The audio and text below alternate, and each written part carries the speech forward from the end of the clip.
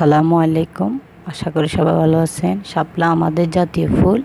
শাপলা তো সবাই চেনে, কিন্তু শাপলাটা খেতে অনেক মজা। অনেকে আমরা চিনি না, খাইও না, কিন্তু এটা খেতে কিন্তু রান্না করে খেতেও মজা, ভাজি করে খেতেও অনেক মজা। তো আজকে আমি শাপলার রান্নার রেসিপি দেখাবো। তো রেসিপিটা কিভাবে আমি দেখাই দেখুন। প্রথমে আমি শাপলাটা কেটে পানিটা ধুয়ে ঝরে নিয়েছি। এখানে আমি 2 আড়ি শাপলা নিয়েছি, আর এখানে আমি পেঁয়াজ, শুকনো মরিচ, কাঁচা মরিচ, আর হলো কালিজিরা, আর রসুন, আর নারিকেল বাটা একটু নিয়েছি। আমি নারিকেলটা দিলে খেতে মজা লাগে। আমি এটাকে পাটাতে একটু বেটে নিয়েছি। আমি শাপলাটাকে এখন পানিতে একটু সিদ্ধ করে নিব। পানিতে না সিদ্ধ করলে শাপলাটা খেতে মজা লাগে না, এটা পানসা লাগে। সেজন্য আমি একটু সামান্য পানিতে ভাপিয়ে নিব। এখন আমি সিদ্ধটা করার জন্য একটু পানি দিয়ে দিছি একটা কড়াইতে। একটু হালকা হলুদ দিয়ে দিছি, না হলে হলুদটা না দিলে কালো হয়ে যায়। হলুদটা বেশি দিলে এটা কালারটা একটু সামান্য আধা চামচ দিলে হবে, বেশি দেওয়া লাগবে না। এখন একটু ঢাকনি দিয়ে ঢেকে দিব। একটু নেড়ে চেড়ে হলুদটা আমি গায়ে মেখে দিব। ঢাকনিটা সরে নিলাম, ঢাকনিটা বেশি দিলেই সিদ্ধ হয়ে যাবে। এখন একটু নেড়ে চেড়ে দিব। দেখুন, শাপলাটা কিন্তু আমাদের জন্য অনেক উপকার। এটা শরীরের জন্য আয়রনের জন্য।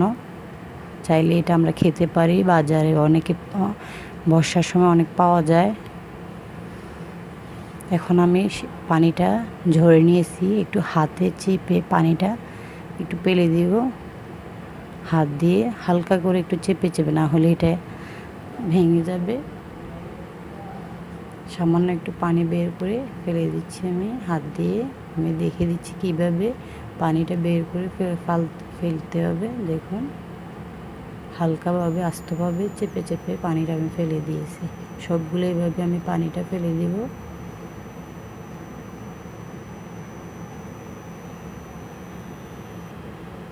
এখন আমি পানিটা ঝরে সবগুলো এভাবে নিয়ে নিছি। একটা প্লেটে আমরা এভাবে রান্না করি বা ভাজি করি খেয়ে, কিন্তু আমি দর্শকদের সাথে শেয়ার করার জন্য আজকে রেসিপিটা দেখাচ্ছি। সবগুলো পানি ফেলে আমি একটু লবণ দিয়ে মাখাবো। এভাবে লবণ দিয়ে মাখাইলে পরবর্তীতে লবণটা বারবার দেখা লাগে না। এভাবে মাখাইলে পরে রান্না করে খেলেও ভালো লাগে, লবণটা ভিতরে ঢুকে। এখন আমি একটা কড়াইতে তেল গরম দিয়েছি। শুকনো মরিচটা আগে দিয়ে দিয়েছি, কাঁচা মরিচটা দিলাম, একটু নেড়ে চেড়ে দিব।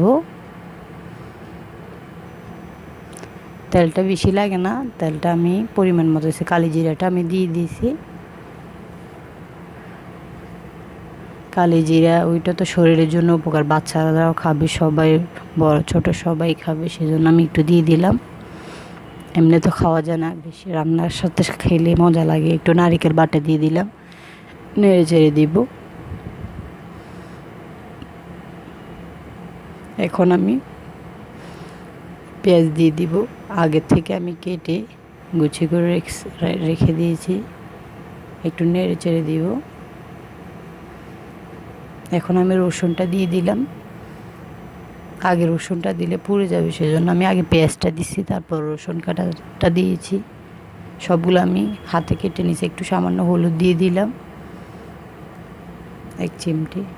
সিদ্ধ করার সময় আমি একটু দিয়েছি, এখন আর একটু দিয়েছি। এখন দিয়ে দিলাম ভাজা জিরা, একটু লবণও দিয়ে দিছি হালকা করে।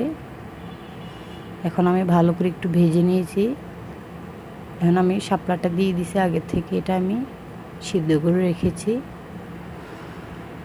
একটু নেড়ে চেড়ে দিব।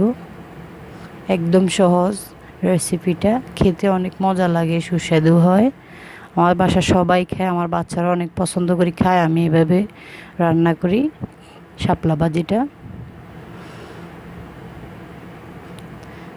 এটা বেশি কতক্ষণ নাড়াচাড়া লাগবে না, অল্প সময় তাড়াতাড়ি হয়ে যায়। আমি এখন এটা একটা বাটিতে নিয়ে নিব। রান্নাটা হয়ে গেছে।